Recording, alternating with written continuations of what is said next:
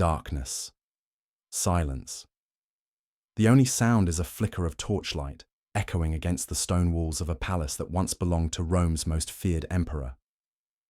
History remembers him as a monster, a tyrant, a man who indulged in cruelty with the same ease others breathe.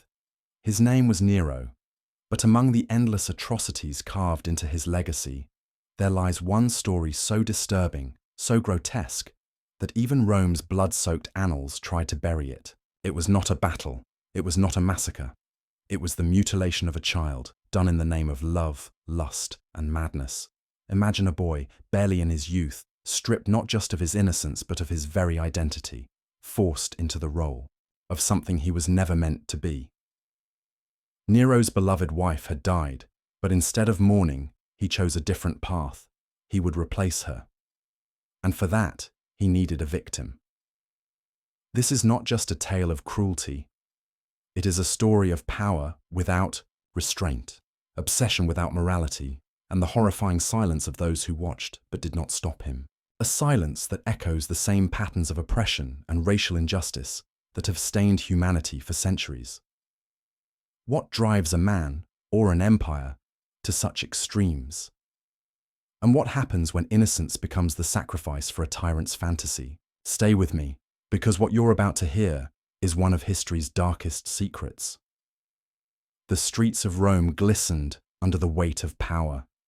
Marble statues towered above markets where the poor bartered scraps, while golden palaces whispered of excess so vast it seemed untouchable. Rome was the center of the world, an empire of might, of wealth, of fear. But beneath the grandeur, beneath the echo of marching soldiers and roaring crowds, there was a silence carved from oppression, a silence that hid screams no one dared to hear. At the heart of this empire stood a young man whose name would forever be etched into history as both spectacle and nightmare. Nero Claudius Caesar. To the Senate, he was the emperor, a god among men.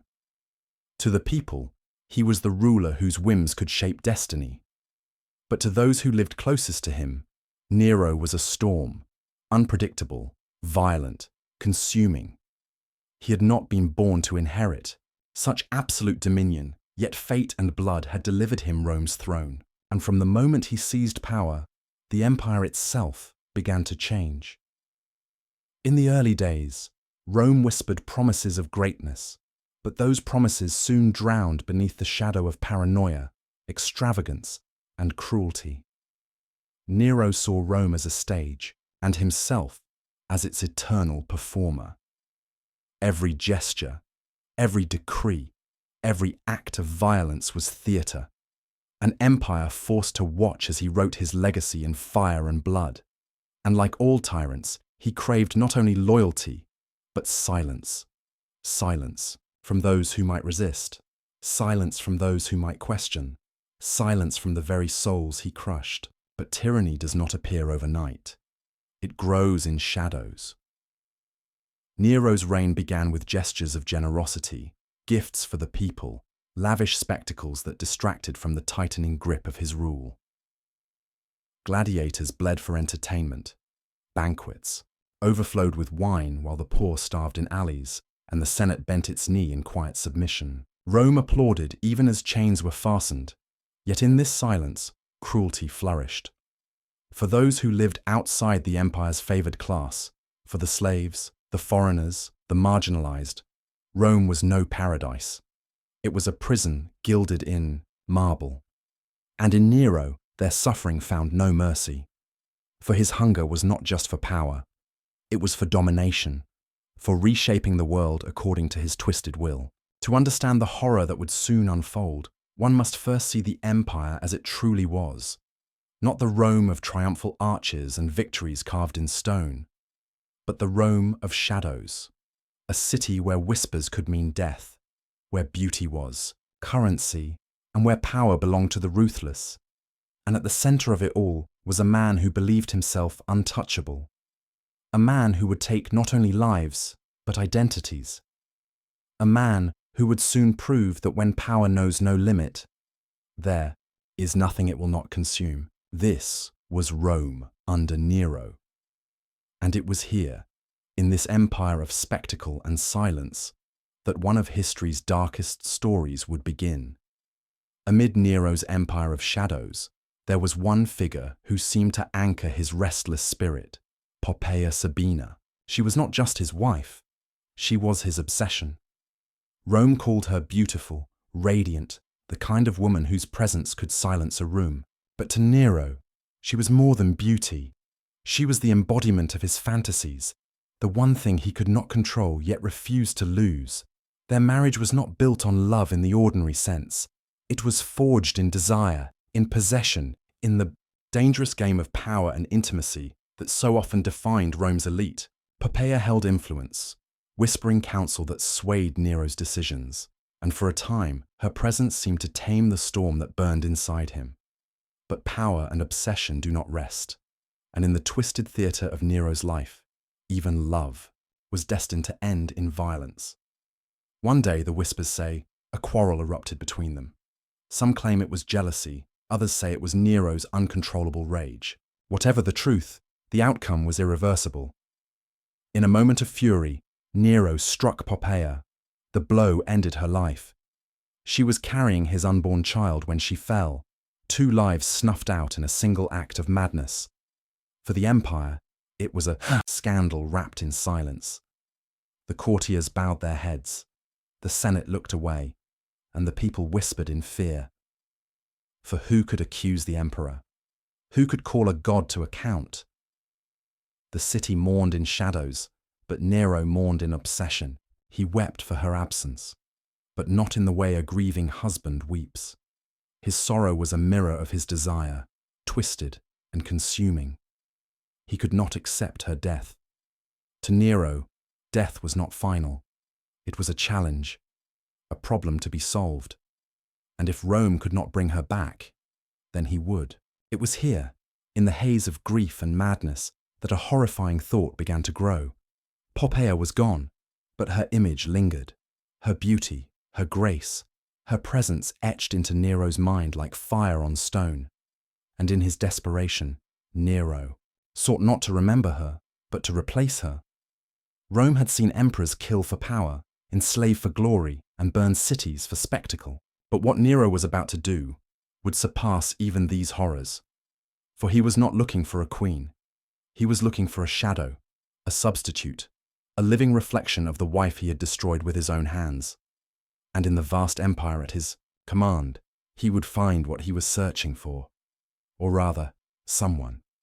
In the aftermath of Poppaea's death, Nero wandered his palace like a man possessed.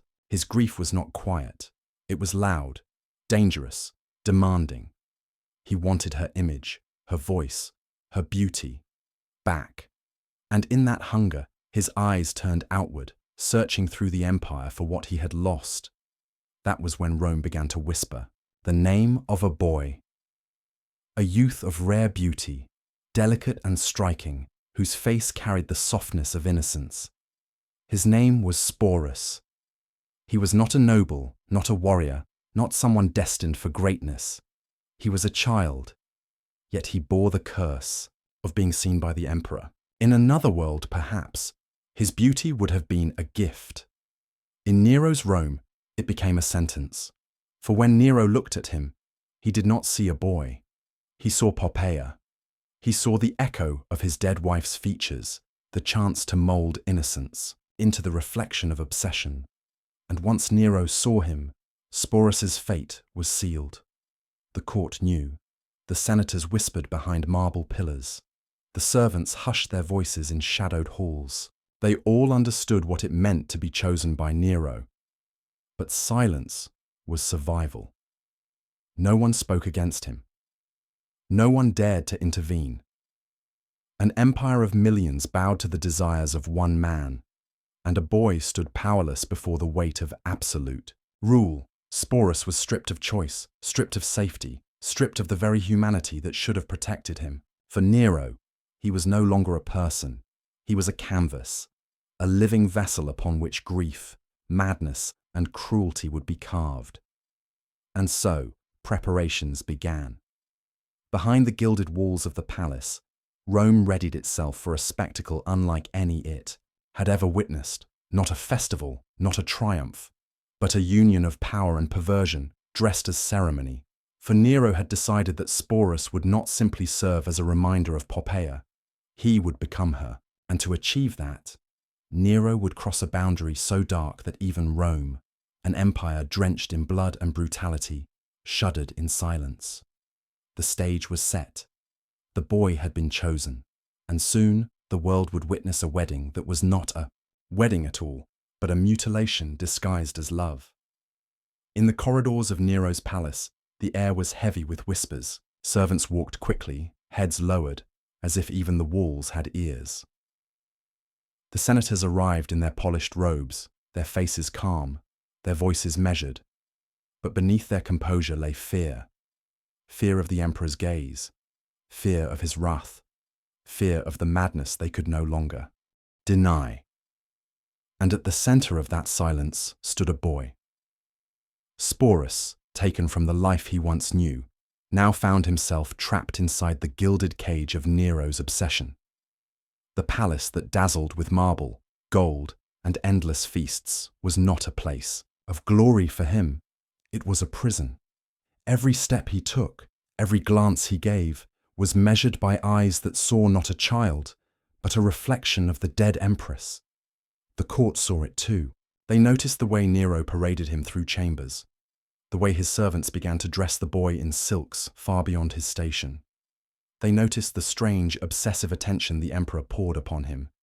Yet no voice rose in protest. Not one dared to speak. To question Nero was to invite ruin, and so silence became their only survival. It is easy to imagine cruelty as a single hand striking down, but cruelty grows in silence.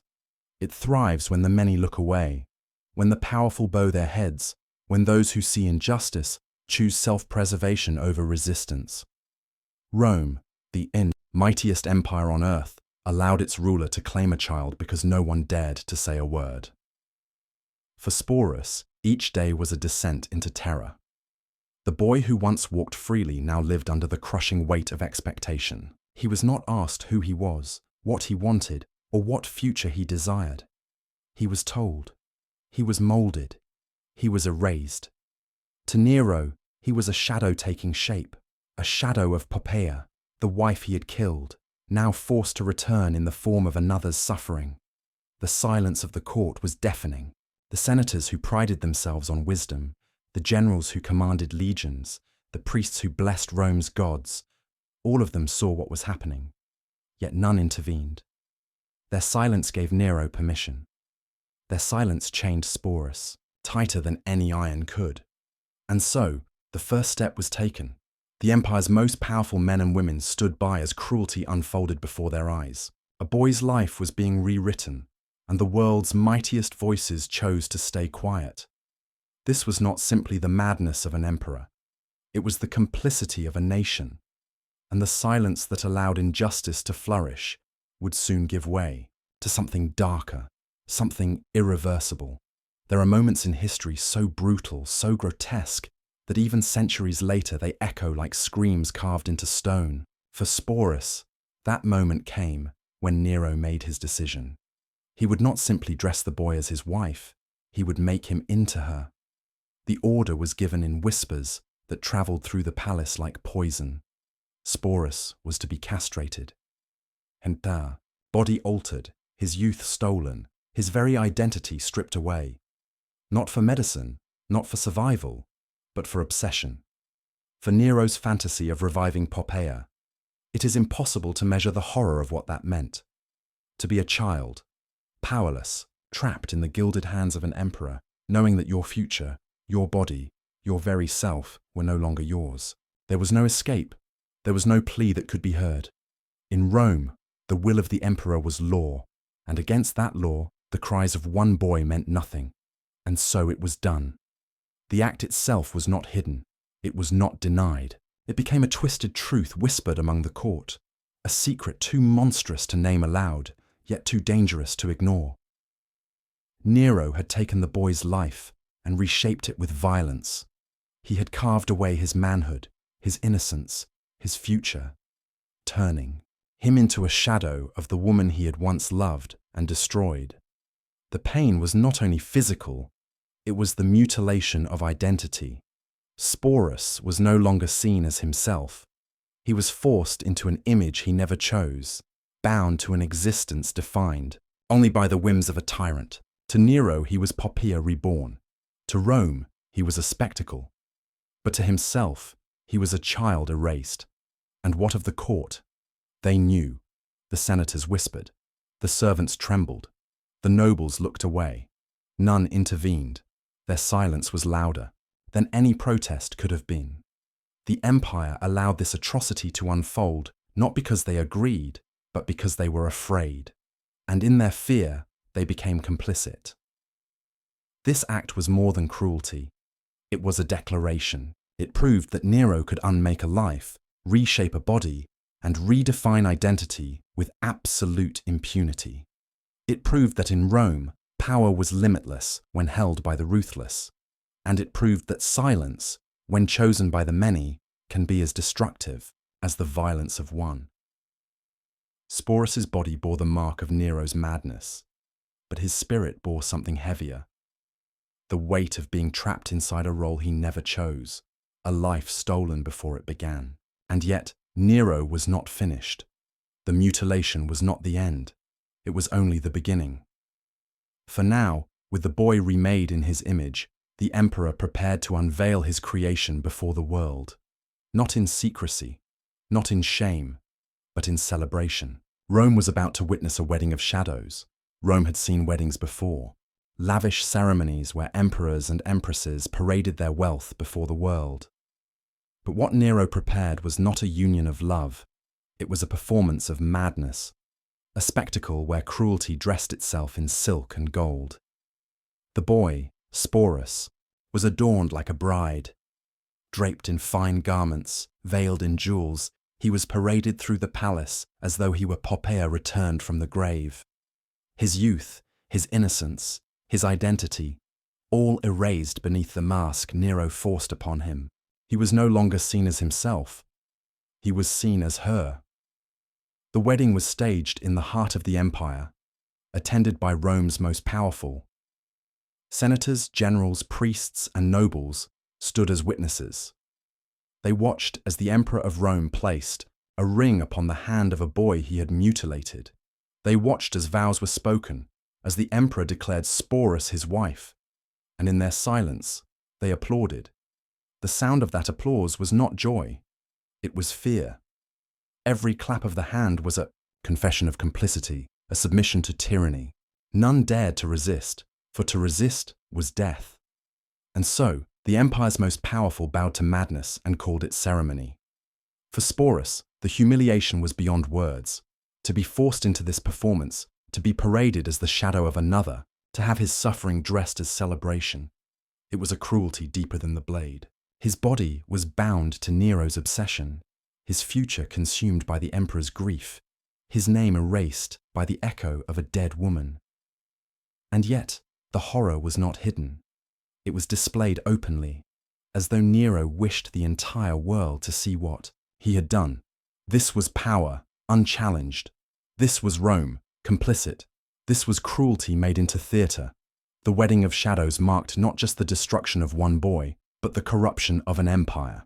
For when injustice is applauded, when suffering is celebrated, it ceases to be the crime of one man. It becomes the shame of a nation. And as the ceremony ended, as the court bowed and the empire accepted, one truth became clear. The horror had in Nero not reached its peak. For tyranny, once it tastes silence, demands escalation. What began as obsession would end in tragedy. The wedding had been celebrated, the empire had applauded, but beneath, the glittering facade of silk and gold, Rome was rotting. For Nero, the ceremony was not an end, it was a beginning. Sporus was now his bride, his possession, the grotesque reflection of a woman he had destroyed, and the emperor carried him everywhere. Through the streets of Rome, the boy walked at Nero's side, veiled and adorned, forced to play the role he had never chosen. Crowds watched, torn between fascination and fear. Some whispered in disgust, some trembled in silence, but none dared to act. Rome, the empire of law and power, now bent itself to the delusion of one man.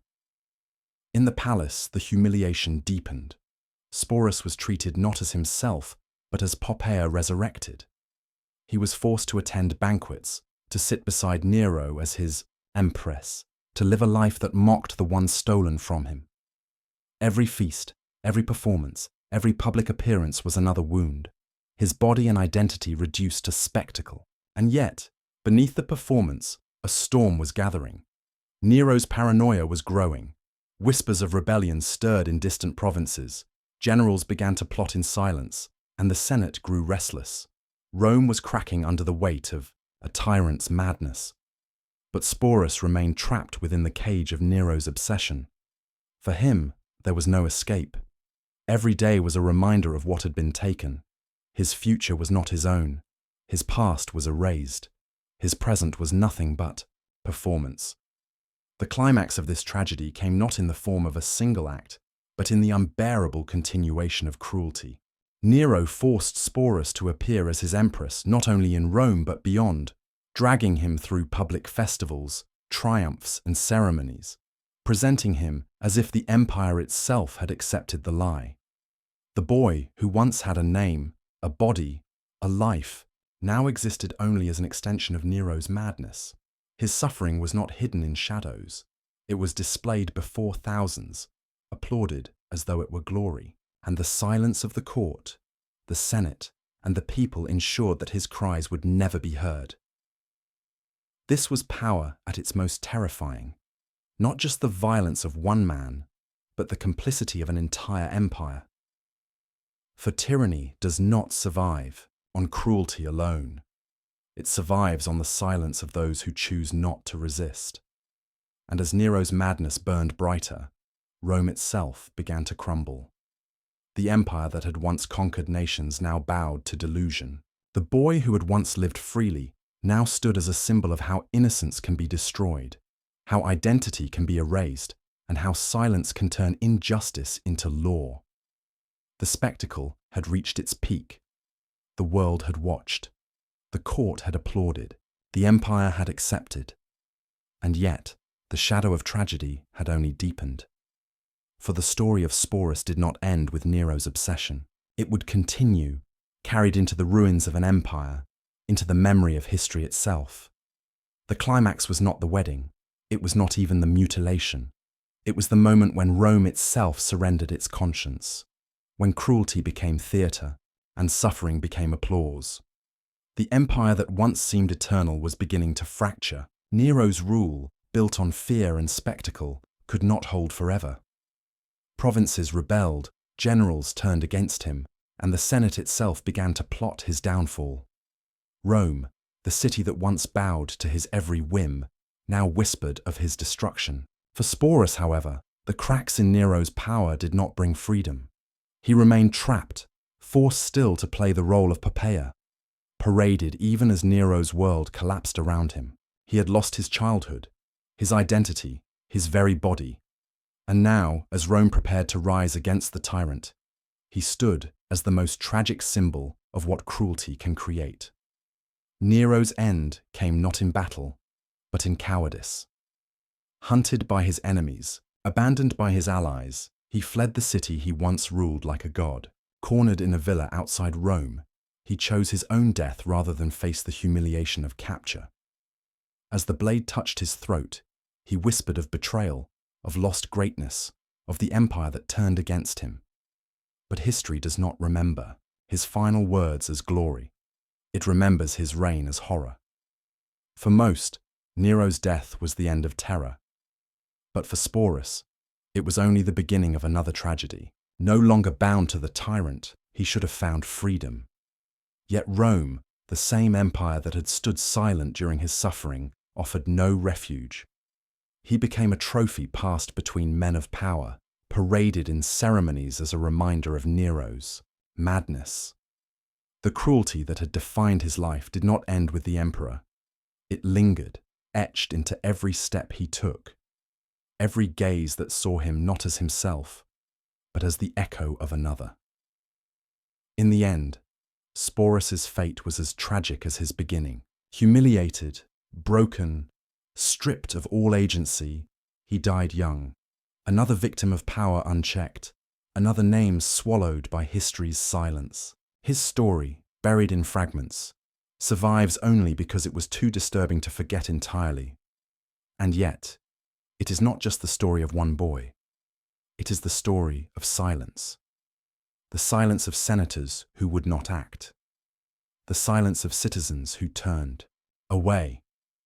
The silence of an empire that allowed injustice to flourish because fear was stronger than conscience.